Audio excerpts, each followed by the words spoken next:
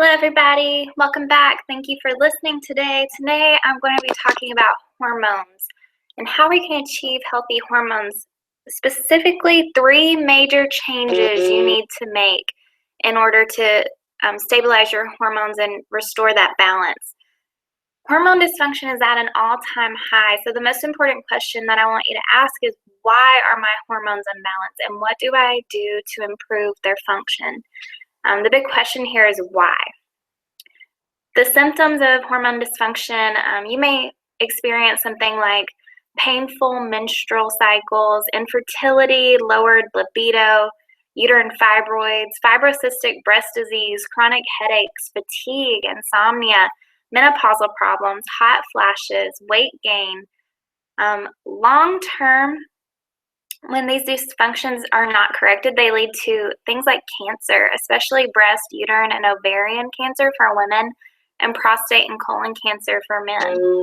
I know myself that I struggled with hormone imbalances, and I was on birth control for about 7 years. So coming off of birth control, there's been a whole new set of hormone problems. So figuring out natural ways to balance this has been a challenge and a journey, but it's definitely something that everyone should do. Everyone is different, and the same path will not work for everyone. So learning your body and learning what your causes are and your dysfunction are is key to this process. I would advise working with someone who understands hormones and working together in order to figure out what the problem is for you.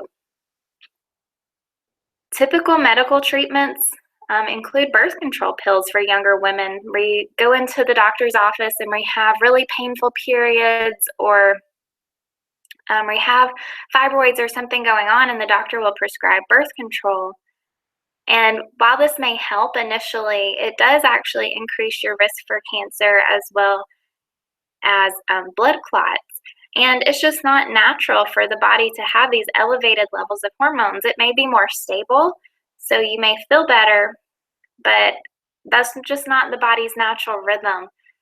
Another thing that people are using now are bioidentical hormone replacement therapy, and it's a much better option, but it still only addresses the symptoms. We still are not asking why are our hormones out of balance. I encourage you to look into why. Let's think about the disease process for a moment. So it starts out with our genes, our genetics. The DNA expression that we have, is put together by mom and dad, and then we have our own genetic expression, but it's greatly influenced by the nutrients we consume, the environmental factors that we're exposed to on a daily basis, chemicals, pesticides. All these things play a really large role in what genes express themselves and how. So once these genes start expressing in a negative way, in a disease state, this can lead to further disease processes. So we want to make sure that we're giving our body things that can help reverse this process. Today, I want to talk about 3 absolutely necessary steps to take in order to fix hormone imbalances. Before we get started, I just want to say a little bit about who you're listening to. My name is Haley Gibson. I'm a registered nurse and functional diagnostic nutritionist. I did work in the hospital, but I found that my passion lied in helping people overcome whatever problem it was that put them in the hospital. So for instance, my heart attack patients, my stroke patients, I wanted to go home and figure out, okay, why did they have that, and what can we do about it once they leave the hospital? The hospital has a time and a place. Conventional medicine is great for acute situations, and there's definitely medications that have helped and saved lives. So I'm not trying to discredit medications at all, but what I do want to do is focus on why the disease happened to begin with and what can we do to fully optimize our health. The bottom 2 pictures, they're just pictures of myself with my friends and family. The bottom left is the Mountain Challenge group I always talk about, and our friend's beautiful wedding. It was wonderful. And then next to that, you can see myself with my fiance and his family. The 3 strategies that I'm going to talk about will make a difference. People have more severe imbalances that need to be addressed. So anytime you're dealing with any of the symptoms I listed before in the first slide, or even just fatigue, just chronic fatigue, I would encourage you to get the Female Comprehensive Plus panel done. You can find this at drjockers.com. Many doctors will run this test for you as well. But essentially what it is a saliva test where you collect samples throughout the day at 4 different time periods. And this measures your level of cortisol. So we can look at your cortisol rhythm throughout the day. How are you responding to stress on a normal basis? And then we can also look at the effects of your cortisol rhythm and its effects on your production of sex hormones. So it's a really great test that gives us some insight, and it also helps us look into 3 different types of estrogen: progesterone and testosterone. So when we're looking into those, we're looking for specific ratios. I'm not going to go into too much detail on those because I have in other videos, but that's just kind of a brief overview. We're looking for specific ratios, and in some cases we may need to help the body metabolize harmful estrogens. In some cases we may need to boost up progesterone or estrogen or both. There's just different ways we can tackle this and different severities, but this test really helps us pinpoint that in order to best support the body naturally. So these are the 3 biggest changes. This is it, one slide. The 3 biggest changes you need to make for healthy hormones. First, change the meat you're eating. 2, eat more cruciferous vegetables. 3, get rid of your plastic. Completely eliminate it. So those are the strategies, and we're going to dive into depth on these. So let's talk about meats first, organic versus natural. Typical commercialized meat, dairy, and poultry are loaded with antibiotics, synthetic hormones, and pesticides, as well as other toxic chemicals. They are also loaded with inflammatory omega-6 fats and are deficient in omega-3 fatty acids. The net accumulation is massively toxic and destructive to hormone function. The synthetic hormones found in these meats that we're eating act to mimic estrogen, except they don't act the same in the body. So they may take up a receptor, but they don't actually do what estrogen is meant to do.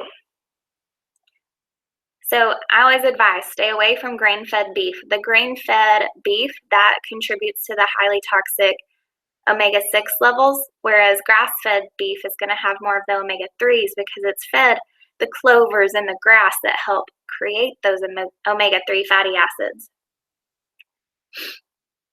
So we stay away from the grain-fed beef as well as all pork and pig products, processed chicken, turkey, eggs, and farmed fish. We stick with 100% grass-fed beef, bison, buffalo, lamb, and venison. 100% grass-fed raw goat and cow cheese is also another great source of omega-3 fatty acids. Just make sure it is raw and 100% grass-fed. Stay away from any processed meat, even if it says natural. This doesn't mean that they were fed an organic grass-fed diet. If it says natural, they can still be fed a feed that is full of a bunch of chemicals and preservatives in the ingredient list. So we just want to be aware of that. So I like this slide because it really compares side by side the difference between organic and natural. So in natural meats, antibiotics are allowed, growth hormones are allowed, GMOs are allowed. Those sorts of things are things we want to look out for. So where do you get these healthy meats? They get more expensive. So I would advise you to find a local farm in your area. There's several local farms in our area. We use Carlton Farms over at Exodus Health Center, and essentially they're able to get you good quality meat, and you're also supporting a local business, so it benefits both parties. Another place you can get it are these 2 listed up here. US Wellness Meats, that's a great place to order from online. And then Natural Beyond Organic, these are great places to call and get your grass-fed beef from. So let's talk about cruciferous vegetables. This is number 2, the thing that we want to change and add into our diets. So why cruciferous vegetables? Well, in addition to all these wonderful benefits you see up on the slide, like beating cancer, reducing inflammation, balancing blood sugar, and so forth, Basically, the reason that it does that is that these vegetables are loaded with indole-3-carbinol, and this actually binds and eliminates toxic xenoestrogen chemicals that interfere with healthy hormone function. So xenoestrogens are what I was just talking about, where it mimics estrogen in the body. It looks like it, but it actually plugs itself into a receptor for estrogen, and it doesn't act the same way. It causes inflammation and miscommunication amongst organ systems, and it causes problems. So the vegetables I'm talking about specifically, these would include kale, collard greens, broccoli, cauliflower, mustard greens, watercress, Brussels sprouts, and many more. So whenever you're eating these, you do want to be sure to lightly steam or marinate them before you eat them. When you steam the vegetables, it binds to what's called goitrogens, which is considered a thyroid-blocking nutrient. I feel like most people have heard of this at this point. But essentially what you want to do is steam these vegetables, and it breaks down the tough outer cellulose that is challenging to digest, and lightly steaming maintains a very high percentage of original nutrients while making the vegetable more digestible and bioavailable. This also deactivates the goitrogens that I was talking about, so it won't harm the process of your thyroid converting T4 to T3. So personally, I love steaming vegetables like this. I do it almost every day, and what I will do is get grass-fed butter or ghee or even coconut oil, and I'll cook it in that. And these are my healthy fats, so it helps me absorb the nutrients in those vegetables, and it also makes it taste delicious. The butter and ghee, they provide lots of healthy fats, fat-soluble antioxidants, and brain-enhancing nutrients like choline and many more. So you can read more about the benefits of butter and ghee on our website at drjockers.com.